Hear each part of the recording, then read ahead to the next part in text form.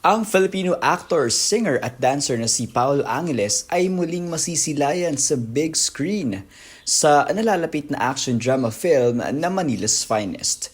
Tambok sa pelikula ang mga veteranong aktor na sina Piolo Pascual at Enrique Hill at ito ay ipapalabas sa buong bansa sa December 25, 2025. Medyo crucial din yung role ko pagdating kay Kuya P. Kasi may mga madidiscover din silang bagay because of me. But then, marami rin akong bawal sabihin, baka ma-spoil. So, yeah, yun.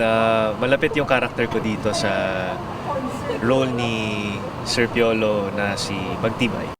Sa Manila's Finest, gaganap si Paolo bilang Reman, isang karakter na magpapakita ng kanyang versatility at galing sa pag-arte.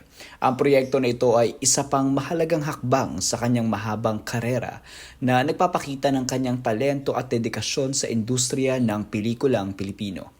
First time ko mag-MMFF, kaya very excited ako. And nung una talagang kinakabahan. Kasi nung nalaman ko rin yung role ko dito, challenging siya for me. Kasi sanay ako sa mga love team, ganyan. So ito talagang in character siya. Itong itsura ko ngayon sobrang layo dun sa isa sa ipapalabas.